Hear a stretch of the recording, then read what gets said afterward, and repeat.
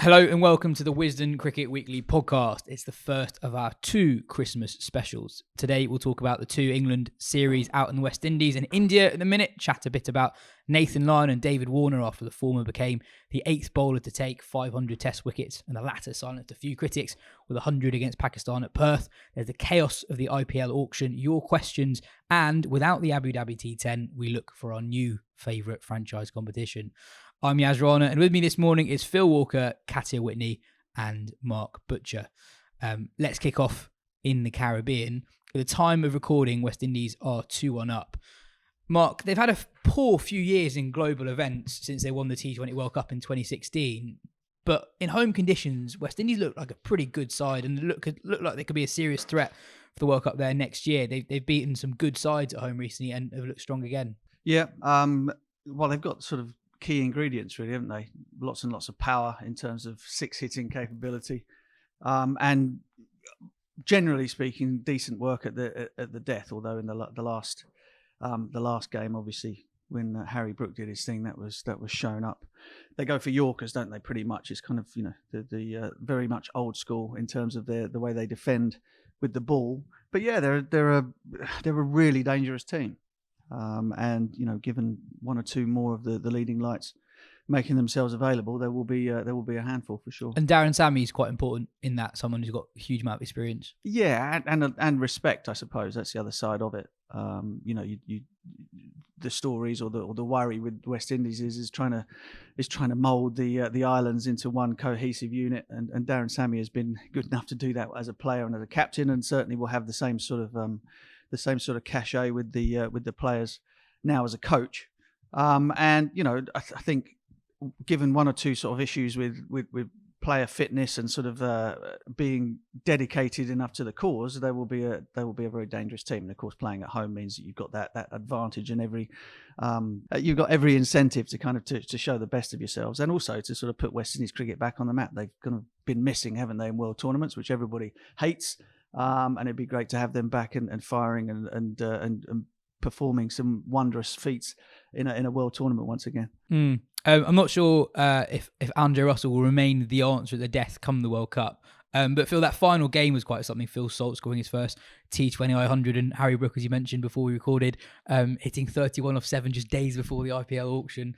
The boys got timing on the pitch and off it. In more ways than one. England chased down 223. How big was that result given England's winter? Because it was a miserable World Cup. They lose the ODI series, and that previous run of 12-13 games is really threatening to seep into the other white ball corner with another World Cup just around the corner.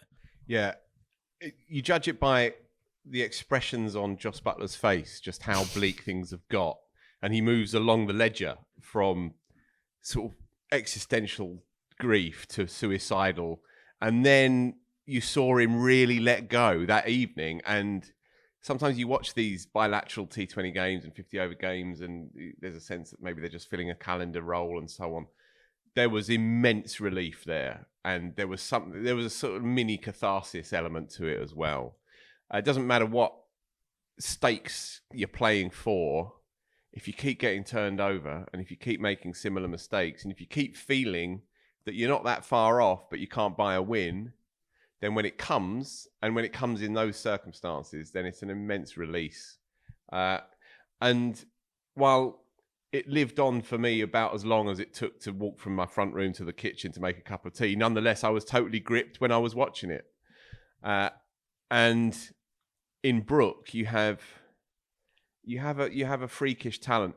I don't want in any way at all to throw any shade on Phil Salt's extraordinary breakout statement innings. We've been looking for a post-Jason Roy 20-over player, and it looks like England have found one. Nonetheless, when Brook walked out, it took him one ball to change the complexion of the innings.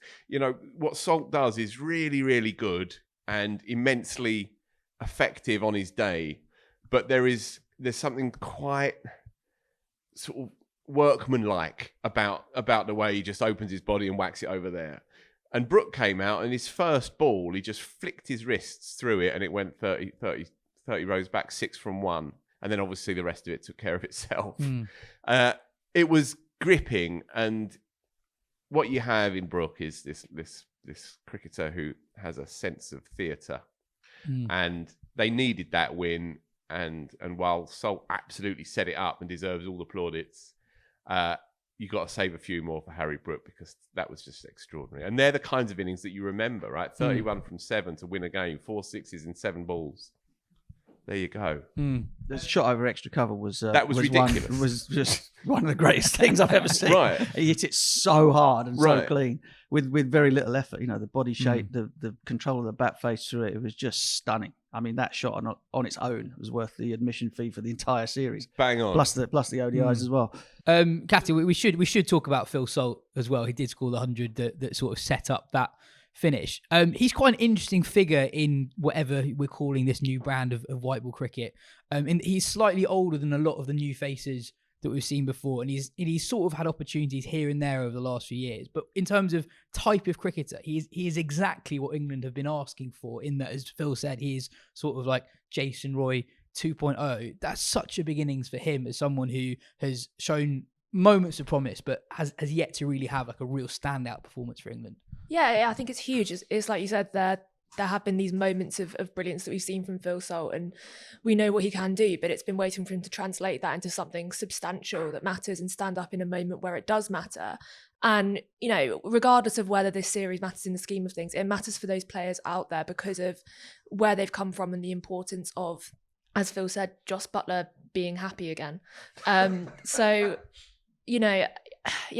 it was a really, really good innings. And with Harry Brook stealing the show a little bit, a moment for Phil Salt in that they do very different roles, and Phil Salt was what made Brook's innings possible and had set up for Brook to come in at the end. So yeah, it's a really important innings for him, and if he does kick on and become that Jason Roy replacement, Alex Hales replacement, whatever it might be, then that can only be positive, I guess. And it's quite interesting that England have changed their team balance quite a lot from game to game this series. They started with Ben Duckett. He was out of the team for the second game. Sam Curran promoted up to 4. They started the series with incredibly strong batting depth, and they had Gus Atkinson at 8 in the last game.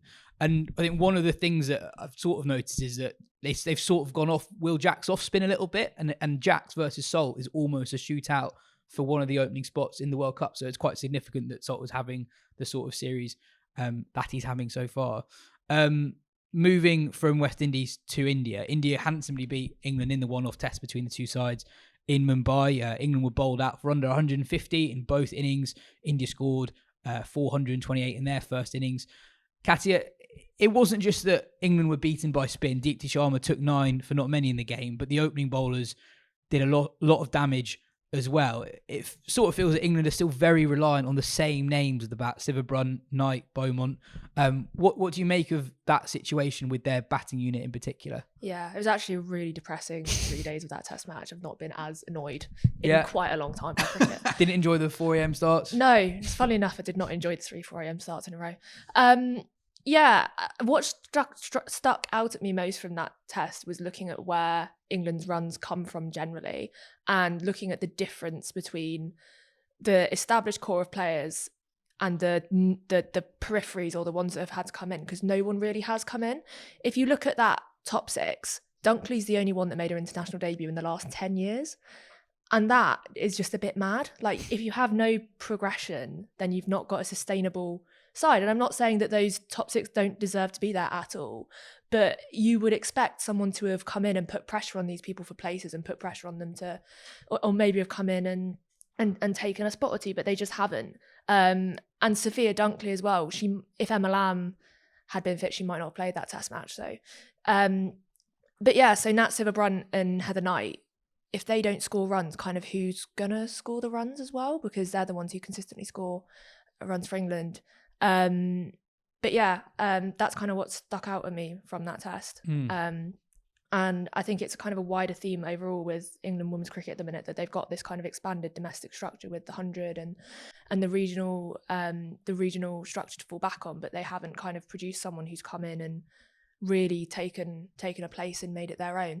It should caveat it with, it's very difficult. England haven't played a test match in India since 2014, so it's very difficult to make a kind of broad standing point from a one-off test. But would you be saying this about the one-day side as well on the T20 side. Yeah, So completely. there's still, you feel, a Yeah. reluctance to bring through new blood. Yeah, if you look at the T20 series that happened before the test, I think England's like players under 25 or under 30 or something average less than 10, whereas the players over 30 average like 60, 70, I can't remember.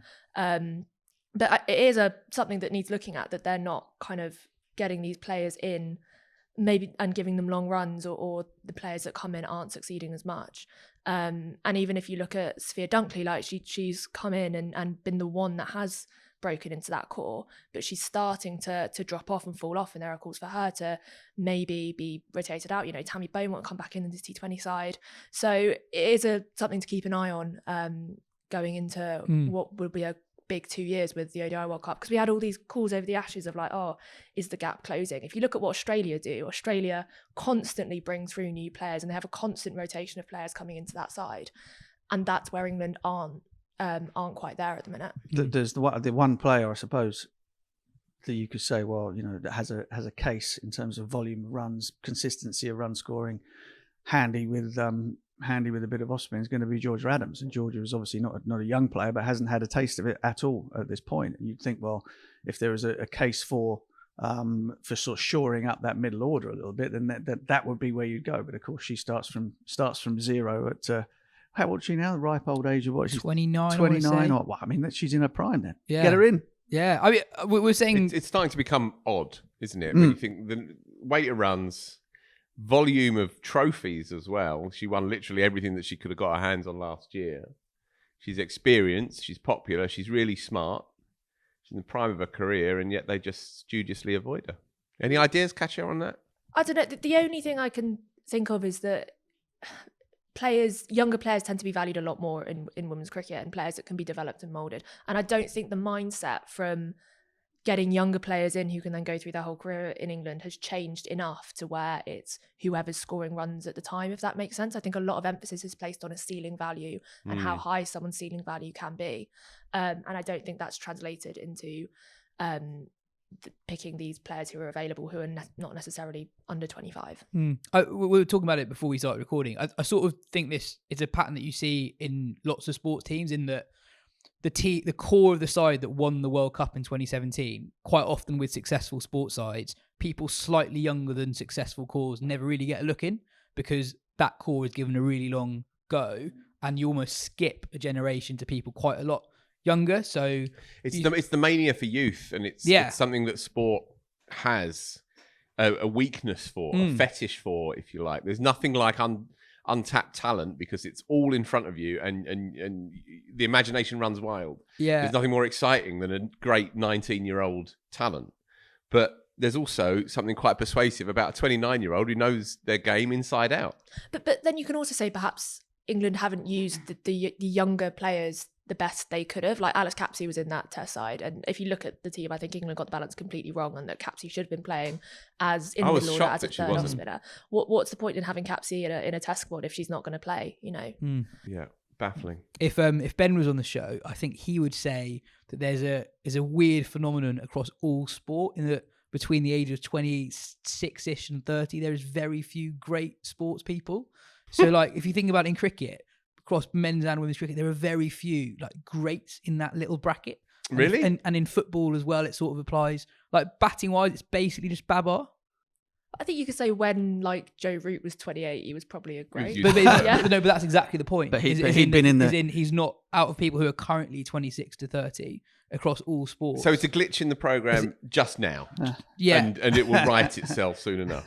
No, but is in. Or is there a pattern ongoing? No, but in this particular group of players born between like 92 and 96. Yeah. Okay. Ever since they were 20, there has just been this weird gap across all sports, right, where there are just weirdly fewer great players in inverted commas. I feel like this needs some Christmas interrogation when I'm stuffed to the brim. Bringing that to the sort of the current talking point, that there are so few England women's players who you could say have a CV that comes even close to somebody like Georgia Adams, that it's one of those situations whereby if there is an exception to the rule, and if you are looking for a bit more solidity around a batting lineup, plus the added bonus of having a bowler in your top six, then the idea that she can't find a way in, and the idea that has anything to do with how old she is, seems a little bit baffling to me. It's not as though there are, queues of people waiting to come into that top 6 lineup, who have either the sort of like the outstanding talent that we're talking about as a young player, somebody that just you can't ignore because they're so damn good, or that are pulling trees up whilst in possession of the shirt, that would keep somebody like that out. I think it's a little bit different, but when England did want a middle order batter, a test batter earlier this year, they went to Danny Wyatt, who is obviously older and more established. But it does seem weird that they're willing to look at older players in that sense, but then just bypass. But older, I guess the difference there is that Danny Wyatt has an enormous amount of international experience behind her, whereas completely. somebody like Georgia Adams has none whatsoever. Yeah, but only recently in T20s really, rather than Test matches. Yeah. Katya, Australia play India. How do you see that going? That's going to be fascinating, right? Because you've got the best team in the world coming into completely unfamiliar conditions where they haven't played a test match I'm not even going to attempt to guess the year, but it's a very long time. And you've got India, who have shown how good they can be in home conditions. You've got Ash Gardner, fascinated to see how she's going to go in a test match in Indian conditions. Is Alana King going to play as well? I think she's in the squad. I can't quite remember. So again, a leggy in a test match is always interesting to see. So like Sarah Glenn bowled really well, but is not going to feature in the test side. Be interesting to see if she can actually get much purchase as a leggy. If she does get picked, be good to see. And Katya, you were saying that the geography of these games in India is quite interesting in that it's not exactly spread out, these women's games in India at the moment. Yeah, interesting is a nice way to put it. So England played all their T20s in Mumbai, played the test match in Mumbai, and Australia will also play their entire series in Mumbai. And I'm pretty sure the last bilateral series in India was Australia earlier this year, and they also played all the matches in Mumbai. To be fair, India's quite a small country. Mumbai's quite a small country. But yeah, it's not, in my mind, it's not really good enough to play international cricket in its entirety in Mumbai. And to have put as little thought into it as, we'll have an international series, but we'll just put it in Mumbai, just seems a little bit weird. Like you can look at the timing of these series in general and think no thought has been put into it whatsoever. Why on earth are we having a women's series going on in a time zone completely on the opposite side of the world when the men are also playing? That just seems ridiculous. If only from a journalistic point of view that we're covering it at 4 a.m. and then 10 p.m. You showed your hand there. But yeah, I don't understand why you wouldn't use that as an opportunity. You've got the best side in the world coming. You've got probably the second best or third best side, but 3 best teams in the world: India, Australia, and England. Why are you only playing them in Mumbai? Why aren't you going around the country and using it as an exhibition for women's international cricket? Especially with the WPL, why are you not capitalising on that to build interest in international cricket by playing and then playing 2 test matches at the DY Patil Stadium and the Wankhede? It just doesn't make any sense whatsoever if you're investing in the future of your women's international cricket. Definitely. Sometimes we have discussions on the podcast.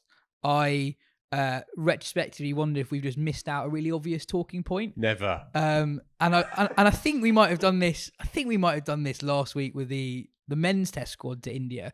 None of us even mentioned that Chris Woakes wasn't in it. No, we did. No, we didn't. We didn't. We maybe off the show, but I don't think we did it on the show. Player of the series. No, we did, because I said I'd spoken to him here at the end, just before the ODI. But hasn't he? And he was quite clear. He was quite clear. I'm not going to India because the Barrel Ball does not work for me. Out of the country. Yeah, but I don't think we've interrogated that enough, because this England squad. That's a different thing. Yeah. Okay. So maybe that's what I'm saying. I think we just sort of said that and moved past it. Obviously, his record in India and overseas is not great, but England are going with 4 seam bowlers, and basically with Stokes not bowling, no all-rounders. So they have almost no. If you look at England's recent success in Asian conditions, it's been quite reliant on having sides with quite interesting balances and having lots of all-rounders. So Sri Lanka in 2018, Pakistan in 2022. Woakes would at least be able to give them some balance. And if you look at Australia, who had a pretty good go at India early this year, they had a few all-rounders. It allowed them to pick 3 spinners on the pitches that really turned. And if the criticism of Woakes overseas is that if you don't bowl the Duke's ball, it doesn't swing after over 10. Well, on some of those pitches, he won't actually be required to bowl after over 10 if it is spinning quite a lot. And I don't know. I He think didn't want to go, yes. I'm aware, I think it's a hill that you're floundering on, and probably going to die on. But He's been picked up in the IPL, right? So he is going to India. He is at some going point. to He'll India, be but there. later But on, he yeah. had no interest in playing. I don't even understand why you brought it up. But England have no flexibility. But Chris in, Woakes is not your man because he doesn't want to play. Yeah, okay, but someone who can do both things. Basically, someone who could bat 7 and bowl. I hear your point. It does feel like they're possibly a seamer light, and someone who can do a kind of containing role. You know, if you want to play sort of slow heartbeat cricket at certain points, attritional has value at certain moments, possibly. But the bottom line is that he was far too classy to make a big statement and come out in the press, or dare I say it, sort of interrupted Ash's test match to declare that he's not going to play anymore. But he said quietly to me, and no doubt to many others, I'm not going to be going to India. The Kookaburra ball does not agree with me. And when I asked him about Australia next year, he said again, Phil, mate, come on. It's not happening. However, a home test match, thank you very much. Yeah. So he's not retired from test cricket, but he's, as Mark says, he's retired from away test cricket. Yeah, Well, if you said, And I don't want him on the phone to me, saying, hold on a minute, but quietly, unofficially, gracefully, I don't think you're going to see him in an away test match again. Well, if you're saying he doesn't want to go, but the quote from him is, on seeing the squad, it's mixed emotions. Whenever there's a test squad announcement, you're always desperate to be in it. So maybe he was. Yeah. Yeah. I think it's not specifically on Woakes. It's just that you look at sides who. Well, no, but it was. You brought it up specifically about Woakes. You did do that. You did. There is a point about having a Woakes-like bowler possibly in that squad. 4 seamers seems punchy. It's more just having only unless they bat Rana at 7. I can't really see how they go into a test match with 5 bowling options, and that's generally what teams who do all right in India. And Sam Curran is the obvious other one, one, isn't it? But he's not going.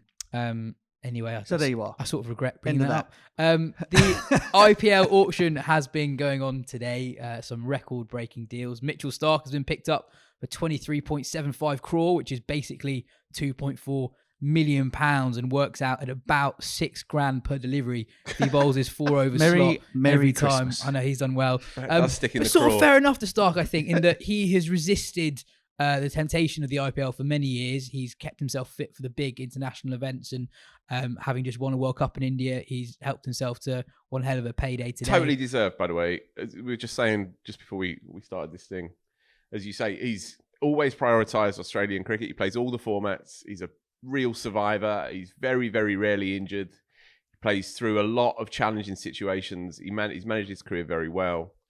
He's in the perfect sweet spot now, where he's basically achieved all that he can. There's probably one more home Ashes just to flatten that story once and for all, and then he can take his pick, and he's totally deserved. He's a good bloke as well, and while it's a mad amount of money, fair play to him. Some other big money deals. The auction's still going on, so there might be more to come. Pat Cummins went for 20 crore, so that's about £2 million. I feel like that's a lot of money for someone who's a really known quantity in the IPL. You sort of know he's fine.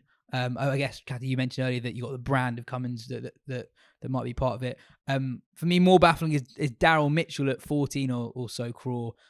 He's going to be 33 when the competition starts, and has just a fine T20 record. He's only played 2 IPL games ever. That's a lot of money. Where's he gone? He's gone to CSK. He's effectively the Stokes replacement. They buy old players. They buy old players, yeah. who might not play as well. I mean, he might be doing the Stokes replacement role too literally. Stokes only played a game or 2 last year. And they picked up Ravindra as well, I think, CSK did. Yes, but not for that much money. A lot of people thought he'd go for millions and millions and millions, but him and Head went for a fair bit, but not crazy. And where's Head gone? Head has gone to Sunrisers, I think. Right. Who weren't. Army. Who weren't.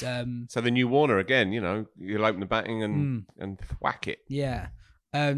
Delighted for him. We were watching it earlier, Katya. The whole event just exudes chaos. You got Rishabh Pant in the middle waving his paddle on a Delhi table. It's a weird spectacle. I said to you earlier, there's no more unhinged day on the cricket calendar than IPL auction day. Yeah. It's absolutely insane. Yeah. Did you mention Brook? So went, Brook's gone for a lot less than he did last but he year. went to Delhi. Capitals as well. Yeah. Interesting. How that could work. Yeah, I guess you got lots of different dynamics at play. It isn't just about signing the best players, it's about filling gaps that are in part created by what's available domestically. So someone like Adil Rashid at the time of recording hasn't gone.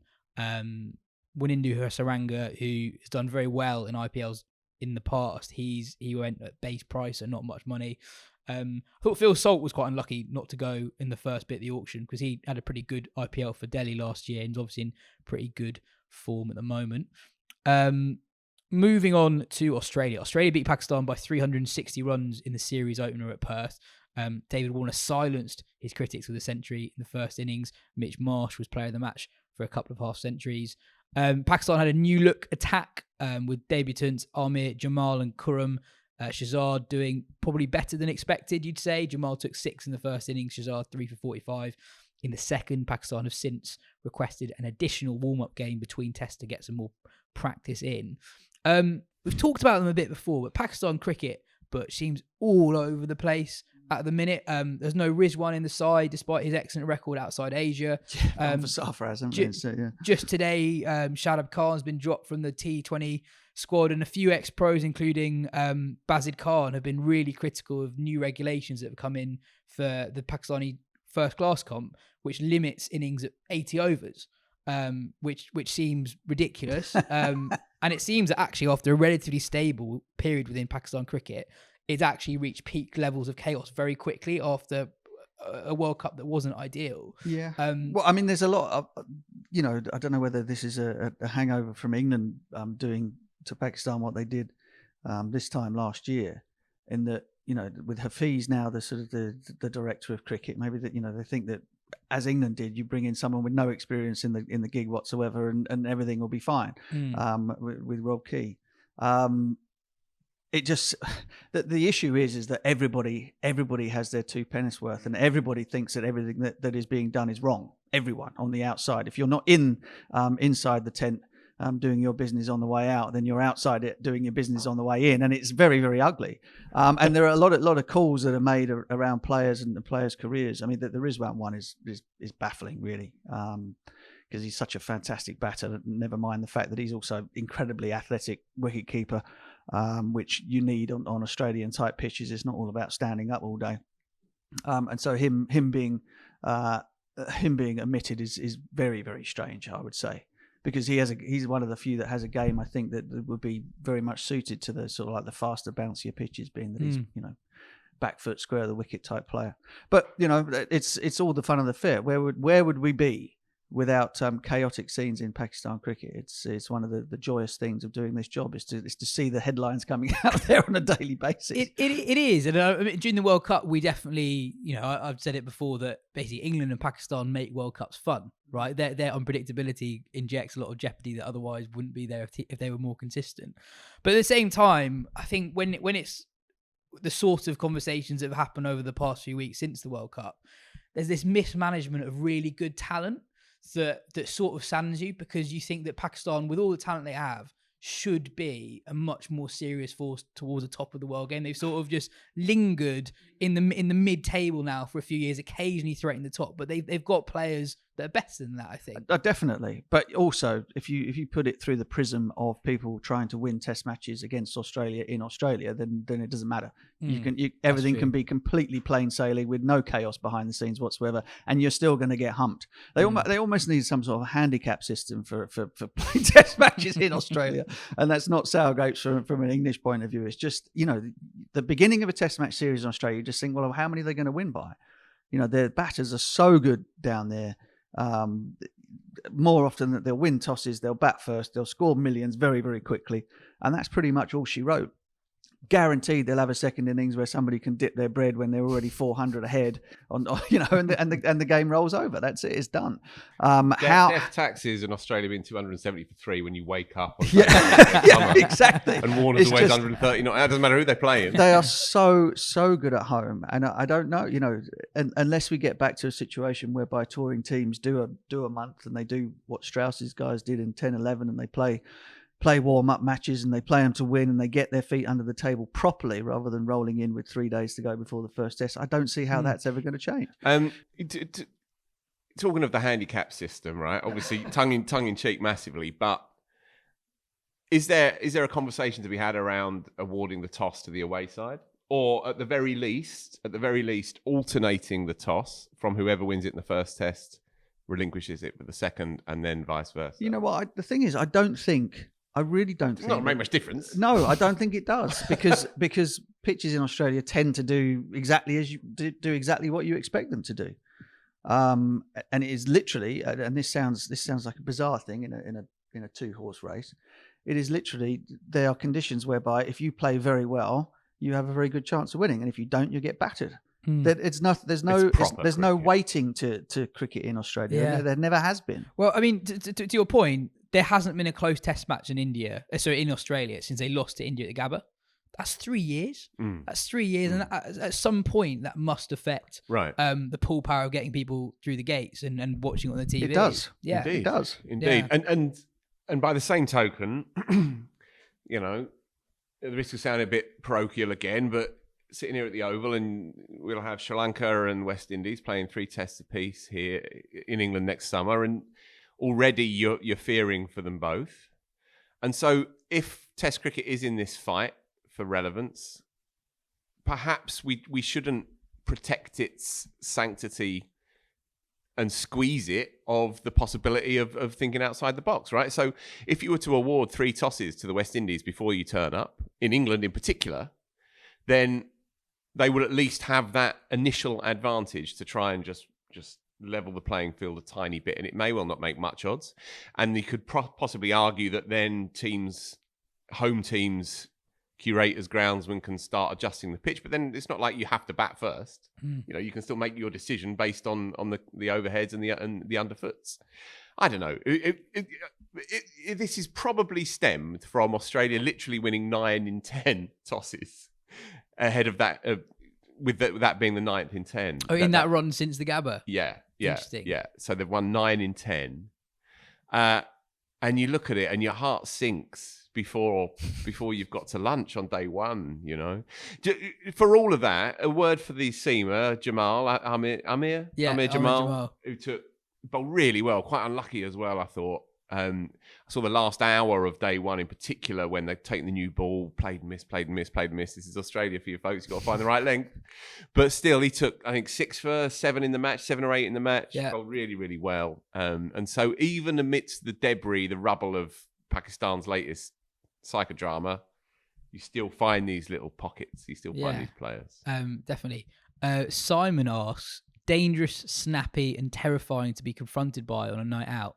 But enough about the crocodile-infested flooding in Queensland at the moment. How will David Warner be remembered? Nice. Nicely done, Simon. David Warner scored 100 in the first innings and marked the milestone by shushing towards the media area where Mitchell Johnson was commentating for one of the Australian radio shows.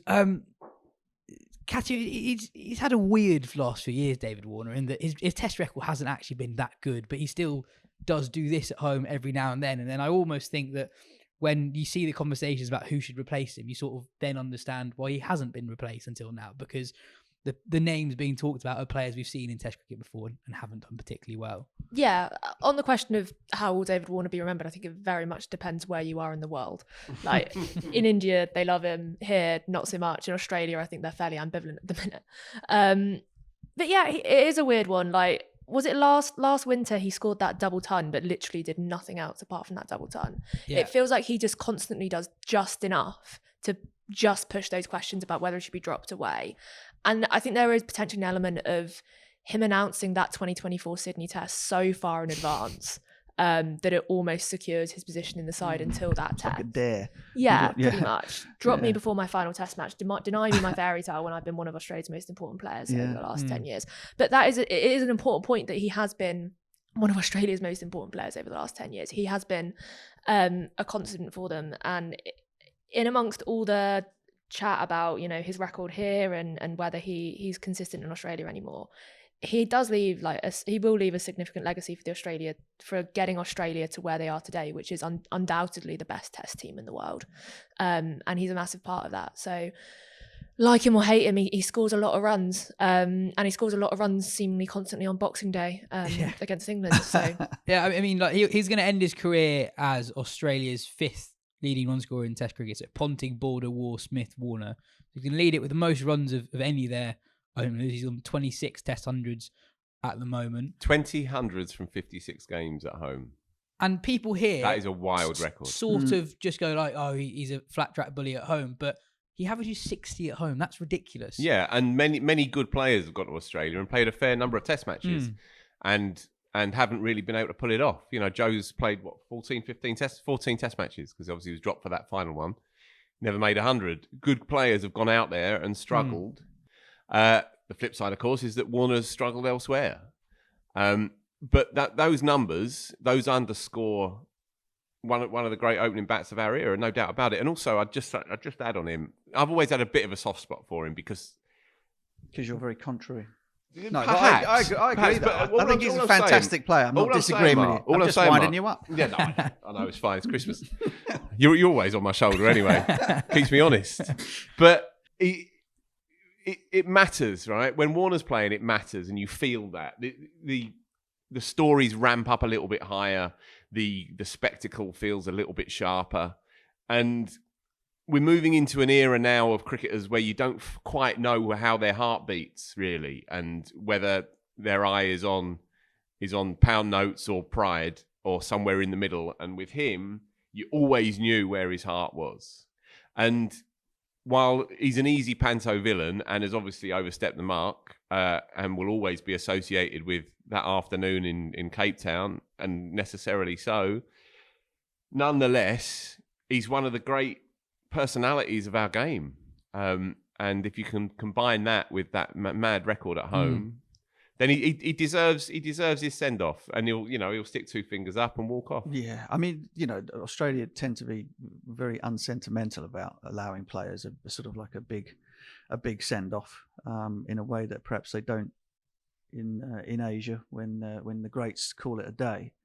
But I think the story for me about David Warner is something that might not get repeated, and that is somebody who made their way into an incredible Test match career, having been a short format player. Now, all of the traffic is moving in the other direction nowadays.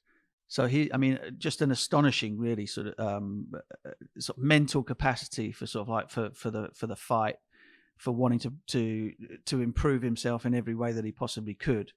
And it's resulted in an enormous amount of Test match runs, and somebody that will be remembered over here always, maybe not for the right reasons, but somebody who's left a mark on the game. Yeah, I mean, and we'd all like to have been in a position where that has been the case. And whether you like it, whether the mark you think is a dirty one or a glistening one, it depends on your point of view. But he has left a mark on the game. Yeah, absolutely. I mean, I wouldn't say I love David Warner, but I definitely love that he exists. And that arc, sorry, Katya, very briefly, that arc is bang on, right? So he made an 80 odd in 50 balls for Australia's T20 side before he played a first class game, and for him to have played 110 Test matches, having, as you say, reversed the trend, the direction of travel. If we like the 5-day game, then we've got to respect what Warner's done for it. Can I just say I'm dreading the autobiography? Pardon? I'm dreading the autobiography. You're right. I tell you what, Newlands 2018, there's going to be some stuff come out around there. You can bet your bottom dollar. You can bet your bottom dollar. And what about Nathan Lyon? He got to 500 Test wickets, just the 8th player to get there. We know that Australia's a difficult place for spinners to thrive, basically. Well, very, very few Australian finger spinners have had much of a record before Lyon. And like Warner, he's been totally key in one of the best sides of the 21st century. I mean, Phil, do you think his achievements are underappreciated in the UK at least? I've got to be an honest. I've incredible completely record. zoned out there, mate. I didn't listen to you at all. I just assumed you wouldn't come to me. I said the last bit. I didn't have a clue what you were saying. Say it Nathan again. Lyon. Nathan Lyon, Nathan Lyon, 500 quite wickets, good. Nathan bowler, Lyon. question mark. Yeah, very, very good bowler. Yeah, there you go. Excellent bowler. Good luck to him. Used to be a groundsman, apparently. Now he's taking a few wickets. Butch, help us out here. Well, I mean, it's another one. I could cut and paste everything I've said about David Warner and apply that to Nathan Lyon, really. I think he's such a skillful bowler. Again, to have the sort of the heart and the mental capacity to play for as long as he has, to bowl as many overs as he has, to be part of a 4-man bowling attack as Warne was before him. I mean, if you were saying that you were going to replace Shane Warne with a groundsman from South Australia who bowled sort of loopy off spin at the very beginning, everyone would have said you're completely insane. But he now takes his place in the pantheon of Australian slow bowlers, just behind Shane. And that in itself is absolutely extraordinary. And I think he is very, very underappreciated, again, because conditions in England for bowling the type of off spin that he bowls are not wildly conducive.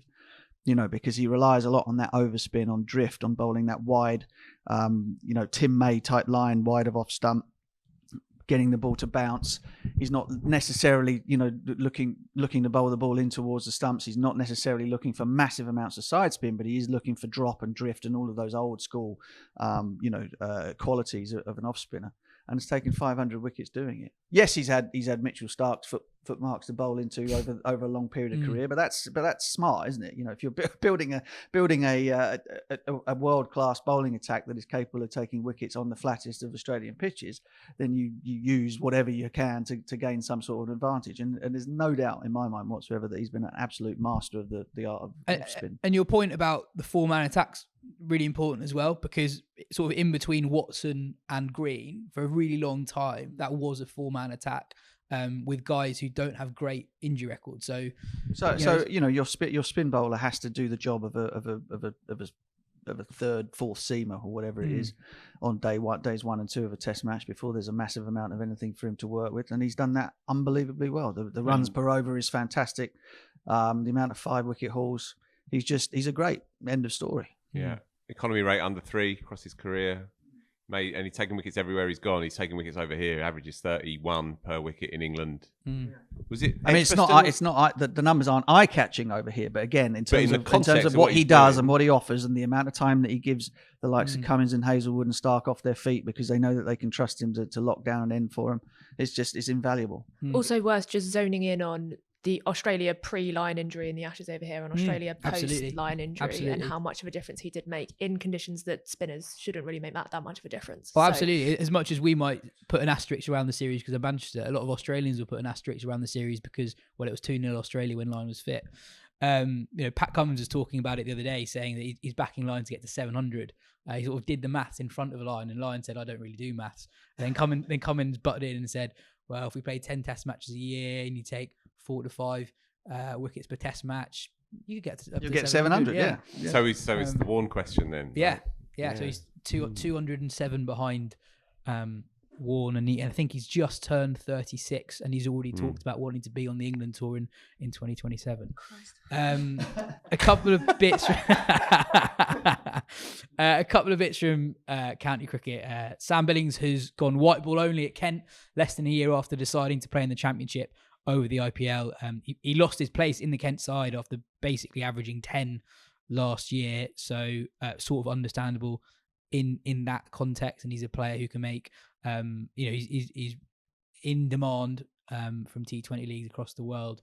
And Matt Roller at ESPN Cricket Info is reporting that several high-profile English players are considering missing portions of the Blast next year to play in the Major League Cricket competition in the States. So the Blast next year will struggle to attract top talent as it is because the group stage overlaps considerably with the T20 World Cup in the Caribbean and the States.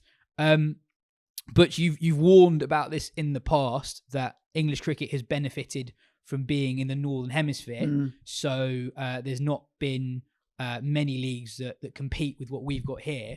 But what do you make of this? Potential high-profile English players like Alex Hales, Jason Roy, Tom Curran, choosing to play in a an American T20 competition ahead of the Blast? I mean, it entirely follows on from what is happening around the world. I've made my feelings known on the subject, and that is basically that you can't compete. If top players, I think in the MLC last year got 175,000. I think that was pounds. I'm not sure. It might have been US. I'm not sure. And a few group matches in the T20 Blast for players, particularly at the age of two of the three guys you're talking about, in Jason Roy and Alex Hales. That is incredibly lucrative stuff, and it gives them a playing experience perhaps that is elevated above playing in the group stages of the Blast. So it makes perfect sense that is what's going to happen. And you rightly mentioned the fact that the T20 World Cup is happening at the same time, so the counties are going to struggle to nail down big name overseas players in the first place. The competition becomes yet more diminished because of that, and then your marquee guys, of which Hales, Tom Curran, and Jason Roy are all very much still, despite the fact that they're out of the international reckoning at the moment. For them, that draw will be far too strong for them to knock it back. I tell you what, I don't disagree with any of that. But if I was Notts or if I was Surrey, I'd say fine. Been a pleasure working with you. Tear out what's left of your contract. Find a young player who really wants to play. Find a young player who's available for the whole duration. Embed them into your squad. Someone who's hungry, someone who's keen, and not someone who's going to play one game in three. Notts have just started giving Hales a contract, haven't they? They've just signed him on one. I mean, look. I don't think that that would hurt the players greatly anyway. I mean, I think they're always very grateful to have the support and the place, the workplace to come to do their training, to do their nets, and do all the other types of things. But I don't think that any of them would find it unreasonable if given the circumstances whereby they're literally playing 2, 3, maybe 6 games for their counties over the course of it, that the whole thing then came to an end, and that they'd have to come to some sort of an agreement about those contracts no longer being valid. Alex Stewart's made that point before. Yeah, he has. I mean, that, and so there you have it. It's that pinch point is very much here. Do you think there's almost we generally are on the side of players have short careers? Fair enough that these opportunities that didn't previously exist, and completely fair enough to chase the money. But I think in this particular instance, it is slightly different in that it damages the ecosystem that produced them. For sure. And the Blast is a fragile competition. No, it is. But I think that the whole thing has to be sort of thought about in terms of what real life is like, and that is if you make choice A, then there are going to be consequences as far as choice B is concerned. And for quite a long time, I think, while the game kind of works out how it's going to navigate this whole situation, has been quite keen to try and keep the players on side as much as possible and allow them to have their cake and eat it, if you'll pardon a Johnsonism on the podcast. And that, I think, given the news coming out today, and given the fact that the MLC looks like it's here to stay, it's Indian back, that there is a lot of cash knocking around in it, that we are now at that point where the consequences of your decisions are going to cost you one way or the other. You can't have everything that you want and be given carte blanche to go off and earn as much money as you like, whilst leaving your county team in the lurch. And as it goes along, players will have those decisions to make. At the moment, it's more players towards the back end of their careers who are kind of stepping away from the domestic scene anyhow. But it will come a point where that applies to a lot of people, and that's when the consequences of your actions. You can do this, it's fine. We'll give you our blessing to do it, but it's going to cost you this. It's going to cost you a home here at the Oval, and you're going to have to hire your own, physios and get your own gym and all these types of things, because it cannot continue to go whereby the county's going to give and get nothing back. Yeah. Can you see a scenario where players aren't necessarily contracted to counties, but pay counties a fee or a percentage of their earnings to use there as a base for their training, for their rehab, and also have a quota of matches they have to play in a season for them, and are a free agent in the rest of the time to go out? I think that's the only way to do it, really. I think it's the only way that's fair on both parties. So at least, when Alex Stewart, for example, is making is making his plans at the beginning of a season, he knows what he's got. He knows what he has on his roster. He knows where he has to try and fill holes if he needs to, or makes the call to kind of cut ties altogether. But in terms of, as I said, the consequences might well be financial. You might be earning 175 grand to go off to the MLC, but you're going to have to spend some of that on your own medical care and your own training and your own rehab. And if we've got coaches out here who should be throwing at young players who we're paying, who are playing for us, you're going to have to pay them extra money to come and use the time and use the nets and all the rest of it. I can't see any other way of it going. We're not 100% there yet, but I reckon 85% of the way there, because I don't see how the two things work in conjunction with each other without an understanding from the player who is earning the cash and going off and doing whatever he wants to do. There needs to be some kind of payback into the situation, the scenario, the organisation that has kind of given him the opportunity to be that player who's then worth 175 grand for 2.5 weeks' work. The English summer, which has nurtured and created these players, should be sacrosanct. And if players don't see it like that, fine. But that's you done. And you'll play in the 100 because that's a separate thing. That's a sort of weirdly ring-fenced thing. But dipping in and out of your county contract, taking the mick really out the members, destabilising the unit, the coherence of the team itself, the squad itself, which is all trying to pull for one end, but in fact you've got your eye somewhere else. No, I don't think so. Not for me. And that's fine. And the other thing, we have 400 plus male professional cricketers out there. We are blessed with a vast, huge game, an ecosystem that you can constantly tap into. If you're a member, if you're a Notts member, what do you want to see? Do you want to see Alex Hales, who's earned the right to do what he wants? That's fine. But do you want to see him fly back, play one game and then clear off again? Or do you want to see a young 20-year-old who's come out up through the twos and has made a load of runs in Notts Prem and so on and so on? Obviously, you want to see that second option. And he might not be quite as good a player as Alex Hales. I think you're prepared for that if you're a fan. I think the problem is not necessarily the members. The problem is the people who buy tickets for a couple of last games a year and do want to see Alex Hales or Jason Roy, whoever it is, come in and play, because that's the players who they know.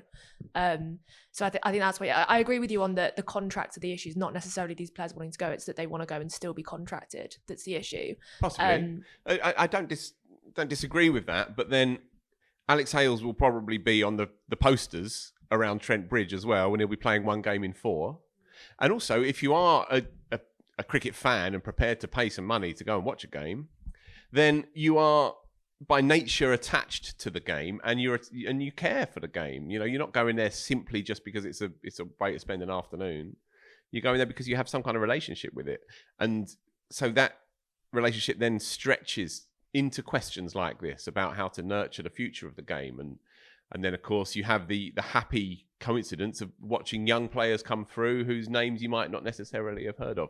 I hear what you're saying, that they are box office draws, but they're not so powerful that they should be, I think, given a whole buffet of cakes to eat whenever they fancy it. No, but personally, I think this is going to be the last generation of players that almost have this issue. Like, the next generation of players, I think, are going to move around a lot more and have different fan bases.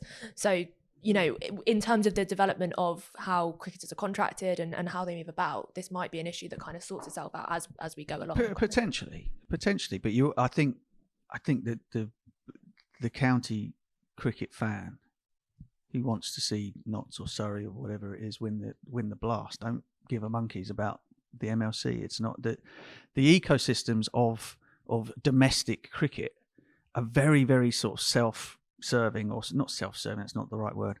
It's not the right way of putting it. But it's very myopic. It's kind of, we're worried about our little corner, and we want that to, look at the furore around Somerset and the fact that they've not been involved in, not thought big enough to sort of have 100 franchise, when we know that Somerset is one of the best supported clubs in the country.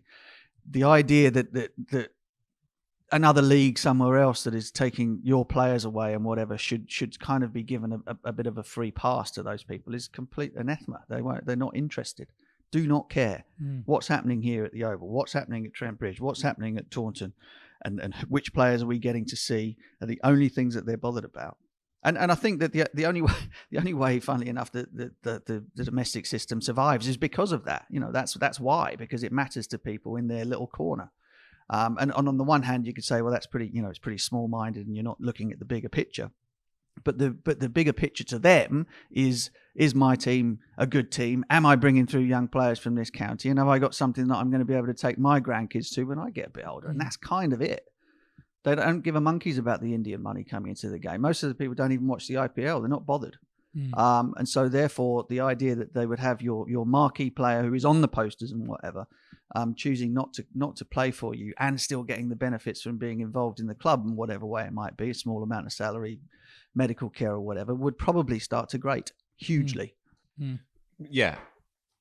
The counties represent the ECB and vice versa.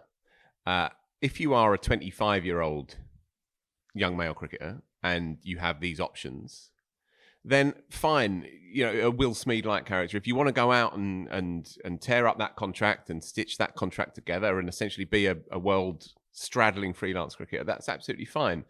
But there will be consequences for your chances of actually establishing yourself as a world-class cricketer in international cricket. And I don't think English cricket should be completely limp on this and just kowtow to players. I think English cricket should have a little bit more backing of itself sometimes, and I think perhaps dare to put your cards on the table and say, okay, go and see what happens to you. Go and see where you get to. Good luck to you, sure, but don't forget where you've come from, and don't forget basically where your identity lies ultimately, fundamentally. And if you want to make a proper name for yourself, then you have to really do it through the system that's brought you through. You have to be a very, very, very, very special cricketer to circumvent international cricket completely and make all the money that you want to make. Yeah. It's different with Alex Hales. It's different with Jason Roy. It's different with Tom Curran, because they're not going to play for England again. And we all know that. Tom might possibly at a push, but they know in the heart of hearts, their time with England is done. And so now you can understand that they will be focusing on themselves. Fine. There need to be consequences, but fine.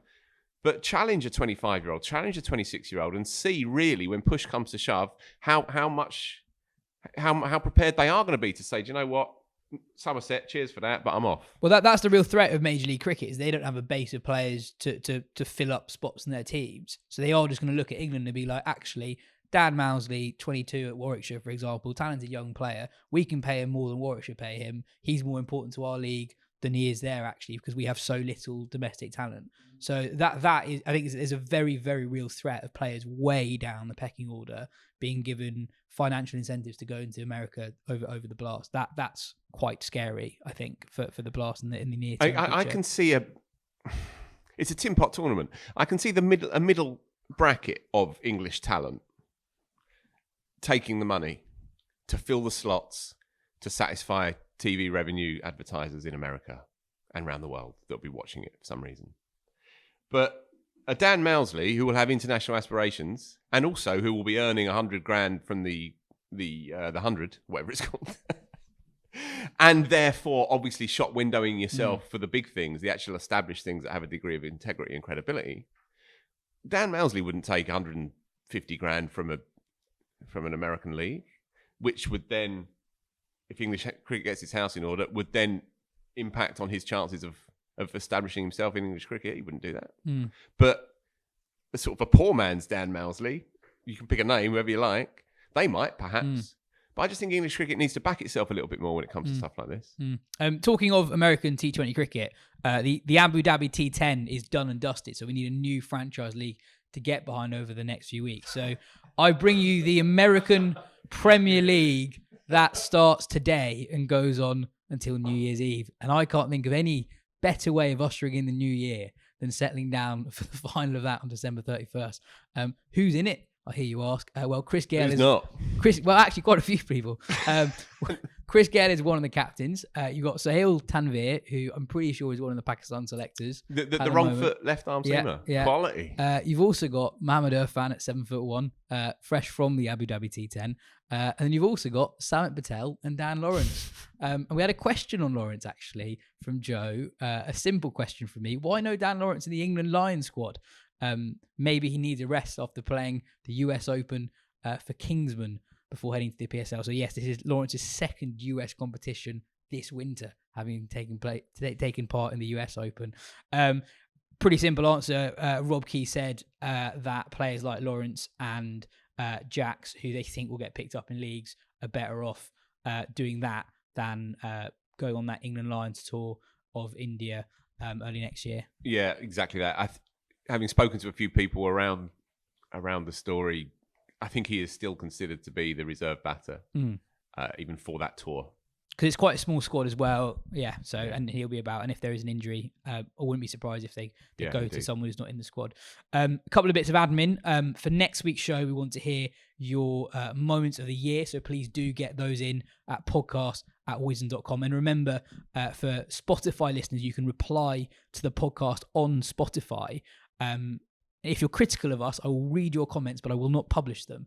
But I will read every comment that you put in. And then do what with them? You publish them. So if you go on each episode, you'll see a few. Right, don't tell me. I'm far too fragile.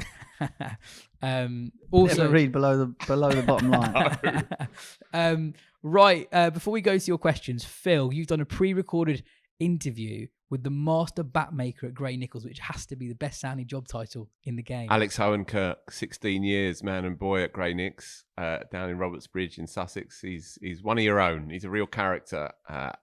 And does he love cricket bats? Yes. Hi there, my name's Phil Walker, Editor-in-Chief of Wisden Cricket Monthly Magazine. I'm joined here by the legendary Alex Hohenkirk, master bat maker at Gray-Nicolls. You've been here 16 years? 16 years, fast approaching 17 now, so. Almost 17 years on the front line of the Gray-Nicolls project. Alex, why do you love cricket bats so much? It's just become something that, it's a bit all-consuming. I love the game. I've always loved the game. I grew up around village cricket. My dad was a village cricket groundsman. And it's become, I think, a part of me. I just love making cricket bats. I don't really know where that came from. I think a little bit of being able to work with a much older generation of workers here. I was trained by John Gasson, who worked here for 63 years, and watching the passion those guys had for cricket and the input and effect that has on cricket players and their game.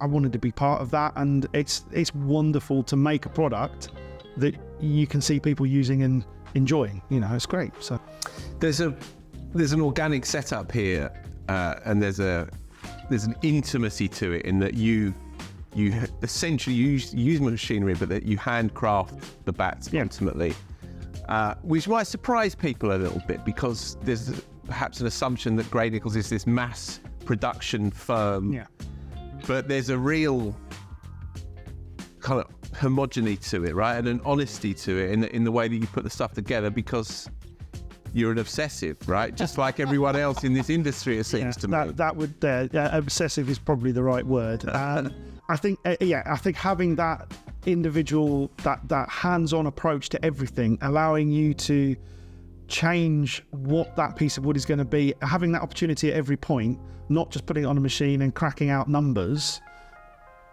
just allows you to make better and better product all the time. And I think that's one of the hard things with training people in this industry as well, is you've got to get people that buy into that scope of working too. So it's very much it's an industry, and it's a craft that finds people, and it might not necessarily be people you expect to fit, but it works. So from the very start, in as whistle-stopper tour as possible, Gray-Nicolls plants its own trees. Yes.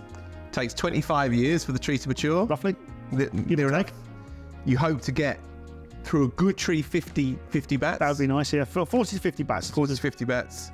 And the detail of the process from the felling of the tree to the stickering of the bat, how many stages are there and try and describe them for us if you can. I mean, I would probably put it around 15 or so stages that it's going to go through, different sets of hands, different levels of quality control to go from one point to the next, to the next, to the next. So you've got lots of people having input who've put time into learning what they do. And I think if you do it any less than that, try and do it any faster, you're going to miss big things. So you need to keep having checkpoints where the timber is reassessed, and time spent on them, not rushing a process, making sure if you're doing quality control, you take the time to assess a cleft and all its properties, not just what it looks like, but how the different, and if there are knots and marks and things, how they're going to affect the finished product.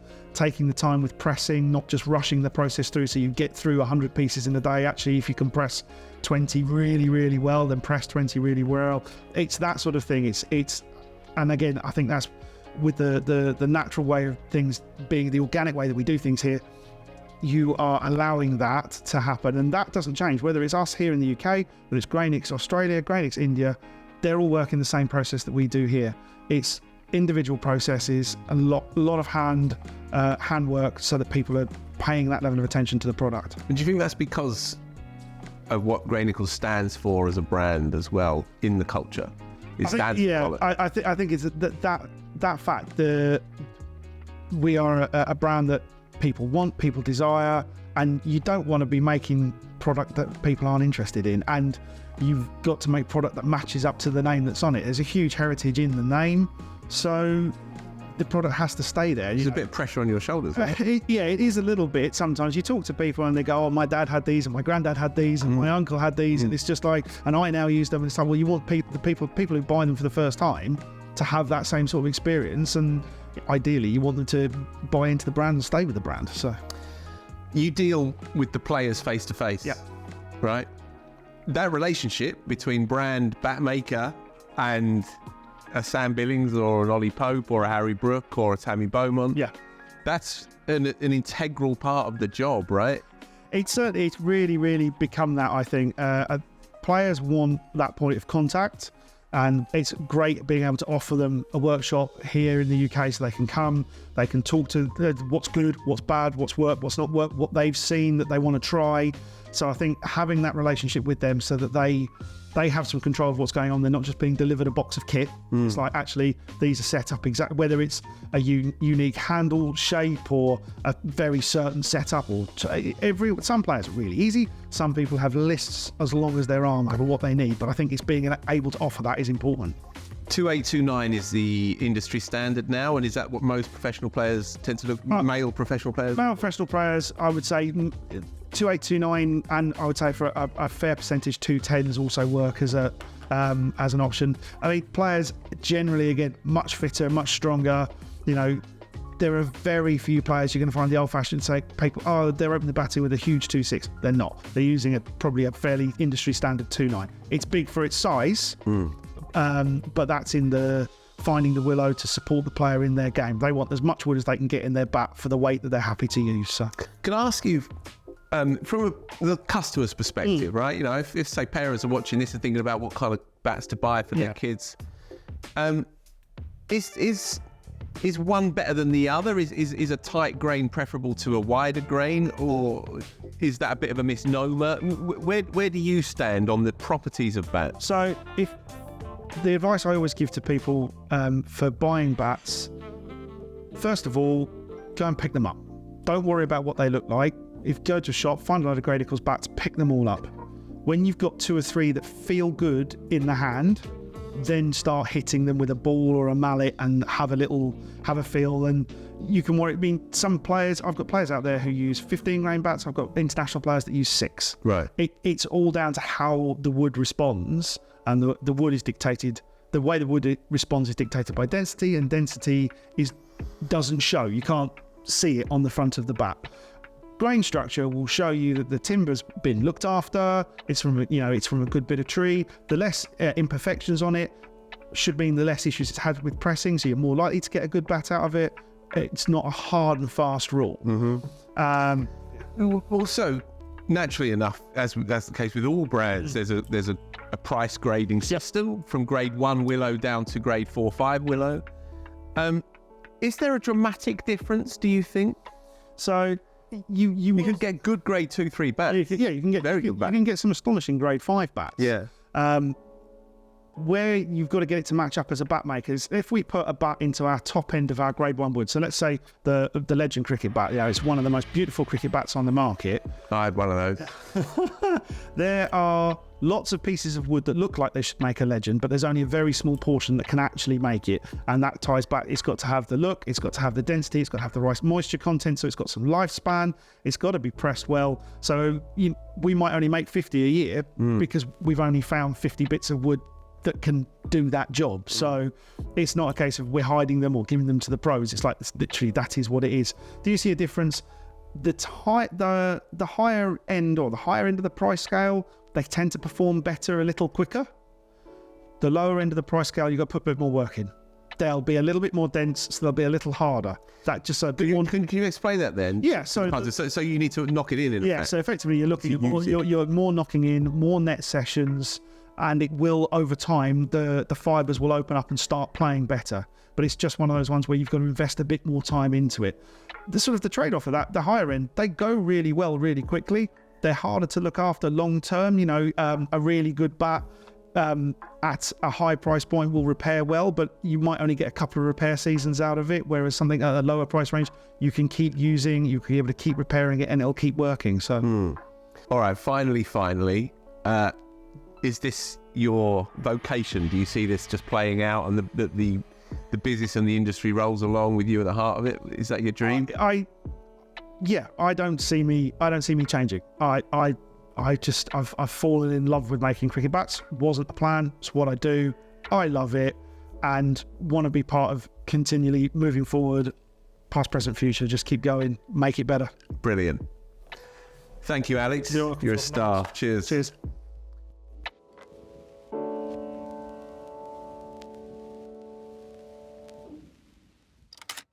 So Daniel asks, does Phil shop at Waitrose? I bet he does. I live in southeast London, mate. There's no Waitrose anywhere near me. Trust me. Yeah, I was going to say that even though Where's that come from? some of our accents might suggest that we may have shopped at Waitrose in the past, but this is not a very Waitrose show. I guess unless you're a member I have discovered Get Here. What's that? It's that thing that delivers your food within 15 minutes. It's totally shameful. Get Here. Yeah. Get Here. Yeah, I Okay, don't know how you say it. Um, I have discovered that, so you can get a loaf and a pint of milk in 15 minutes, literally. Yeah. There is a particular brand of oat milk that they only sell at Waitrose that Mrs. B is very, very keen on. There you go. Oat milk. He's showing his true hand now. Go. I feel like I've learned some things in the last don't drink 5 milk minutes. of any type. So is there some sort of suggestion implicit in that question that I'm kind of like a sort of like Trustafarian type character? I don't really know that. The question was short. Simple as that. Short and sweet. I'm interested by Infer this. from it what you will. What- But what- you're Yeah. already showing your fragility by But that's a given. That's a given. What I would say though is if you're listening to this and you're part of the Waitrose commercial team, do get in touch. Yeah, I've never heard of Please this do. place. Please do. That's class. What's Can I do my digital magazine? yeah, Phil, do you want to do your digital magazine? Yeah, just a quick one. WCM, as you know, is the finest cricket magazine known to humanity, is available for a knockdown price. Its digital version is available for $2.99 until the end of January. So that includes the current issue, which is the post-World Cup issue, with an interview with Travis Head that I did and Jonathan Trott about the Afghan story, which is unmissable stuff. Meg Lanning by Heather Knight, really, really brilliant. The two of them going head to head over the last 10 years. Of course, she's retired recently. Bish and Bedi, Joe did a number on him, beautifully done. I interviewed Wes Hall. Matt Roller analyses India's latest failure to win a world trophy. So it's all there, all the fun of the fair. AB de Villiers interviewed as well. So that's available just for $2.99. If you're unsure of what the digital version is, check it out. It'll cost you no more than that. And the way to do it, and we'll stick it on the bottom on the show run, you go to pocketmags.com, which is the platform where we host these digital magazines. It's the full magazine. It's in PDF form, but it's interactive. You can zone in. You can play videos through it and stuff like that. So it's interesting stuff. And it's selling cheap. this to you. It's like your grandma's going to be doing. You have to explain absolutely everything. Mate, and then you press return. I'm an Essex Barrow boy, but I sell Waitrose goods. And you've just discovered how to get your groceries delivered. Anyway, pocketmags.com, which is pktmags.com/WCW digital. We stick it in the bottom. All the links will be there. And the new magazine will be out in mid-January, and this offer will apply to that as well. And I'm going to plug that again because that will be our pre-India tour, and there's all kinds of joy that we've already got lined up in that. I don't want to tell you what it is, but it's going to be good. You can get it all around the world. Wherever you're listening to this, you can get it all around the world. On your Wes Hall interview, which as I mentioned last week or the week before, is brilliant. I've started reading the Worrell biography. Yes. And that is excellent. Yeah. Would recommend that Vanessa as well. Batch, Son of Grace, the Frank Worrell biography, an extraordinary piece of work. Alex asks, hi everyone. Thanks for the fantastic pods throughout the year. Essential listening each week. Last week you mentioned Henry Nicholls' place in the New Zealand team being under threat. He always struck me as a thoroughly underwhelming cricketer. He has over 5,000 all-format international runs, yet I can't remember any of them. Who would you have as your most underwhelming cricketer? i.e. someone who has at least had a successful career, but you've not really paid attention to. I think with Nicholls, it is worth saying that he does a lot of his work when we're asleep. He's got an amazing home record, not very good away from home. And I think he's not far off like a Warner breakdown of difference between home and away form. So I understand how, if you're not watching TNT Sport 2 at 3 a.m. over Christmas, how a lot of his good times in Test cricket might have passed you by. Justice for Nicholls. I like it. Any suggestions here? I don't want to go near this one. Too many. But just put his microphone down. He knows what side his bread's buttered. Paul Collingwood for me. Okay. Never really interested. Matt Pryor as well. Never really interested. What? Yeah. Just Oh, I'm unmoved by Phil Salt, even when he does amazing things, and it's a reflection on me, not him. Yeah. It's Phil, it's me, not you, son. Yeah. But there's something about it. I don't know what it is. It has Liam Livingstone echoes for me as well. It's a very bold move to go for a current player in that list. Yeah, but the thing is, I'm old now. They don't speak to me anyway, so it doesn't really matter. Yeah, I think for me, I definitely have like in the World Cup, I said I've always had a blind spot for how good David Miller is. Like I know he is good. All the numbers say he's good, but I just didn't really pay much attention to the IPL until about 3 or 4 years ago. So like if someone was an IPL titan, that didn't really do much for me until quite. I mean, it doesn't do a lot for me now, but it definitely didn't do anything for me a few years ago. I've struggled to be moved by AB de Villiers in the past, which is What? very, very strange. But it's I think I've just timed my moments badly when he's been playing. I've been on holiday, or I've not been watching, or I've been fed up with cricket or something. And I know he's one of the all-timers. Of course he is. But for whatever reason, I've never really deepened that connection with him. I know. Wow. I know. Learning a lot today.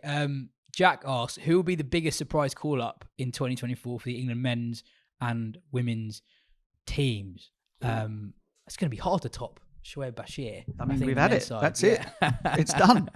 That was as left field as it gets. What about in the women's team then? I mean, we've already spoken about Adams. I was about to say before the podcast, I had George Adams down. Right. Well, there we go. Well, yeah. Answered. Thank you. Next. I don't know whether it counts as a surprise, but I would hope that Grace Scrivens would make an international debut in the next 12 months. She was brilliant in the under-19s, wasn't she? Stand out in the under-19s. Yeah, good domestic record as well. So I don't think this person has got much of a chance, but I think she's been named in a Lions squad, and I'd love to see her play. Rana Southby, just because she's such a good keeper, and England actually have so many all-round options that I think they could actually get away with Southby batting at 9 or 10. So yeah, I'd love to see her get also, a go. Kirsty Gordon was back in the Test squad, so could be a recall for Kirsty Gordon. It's difficult with the men because You can't beat Bashir. This is it, for sure. He's played 6 There's games. also this vast pool of players that are sort of interchangeable, and they have different siloed squads for this, that, and the other. I guess one name that's not been in any of it, who might, if they might want to fast track a talent or two, The kid at Sussex, Coles, who looked really good, what I saw of him last year, and bowls a bit of left arm orthodox as well as bats at 4. I think 300 or 400s in 20 odd games. Averages Still only 19 30s, as well. Yeah. Still only a kid. Might feature in a one day side, or maybe even thrown into a test side if they're already comfortable in what could be quite an underwhelming test summer. So I don't know, possibly the lad who actually went, another Sussex kid who went to Hampshire, the opening bat. Now there's obviously not, Ali Orr. There's not an obvious opening at the top of the order for England. Now they've stumbled on this sort of Abbott and Costello little and large thing going on. But there's a possibility that, he's a very fine player and playing Div 1, if he starts well, again, attacking left-handed player, the kind of player they might look at. But you're shooting in the dark, really. Yeah, I think it'll be an easier question to answer after the India tour, because 5 tests in India is a very long time, and players who might seem like they've got a pretty stable spot on the side now, it may well be very different. Jamie Smith. Yeah. If things, England look as though, and particularly with Stokes' non-bowling status, there might come a point whereby Johnny, they look to replace a sort of a like for like lower middle order or middle order player with a wicket keeper, which is obviously bad news for Ben Foakes again. But again, with what happened during the summer and the way that they couldn't find a place for Foakes in the team when everyone was fit and Stokes was bowling, it's very, very hard to imagine how he plays in English conditions. In fact, it's very hard to see how he plays in India.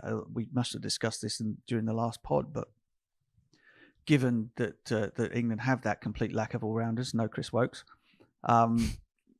and with Stokes not bowling, how does Ben Foakes get into the team and allow England to pick enough batters and enough bowlers? I really don't know. And of course, you would imagine his name being on the team sheet. Of course, he's going to keep wicket in India, but it might not be that straightforward. So somebody like Jamie Smith maybe comes up the pecking order. He's been kept wicket for Surrey, although I think he's more of a batter. But then, when's that bothered England in the past?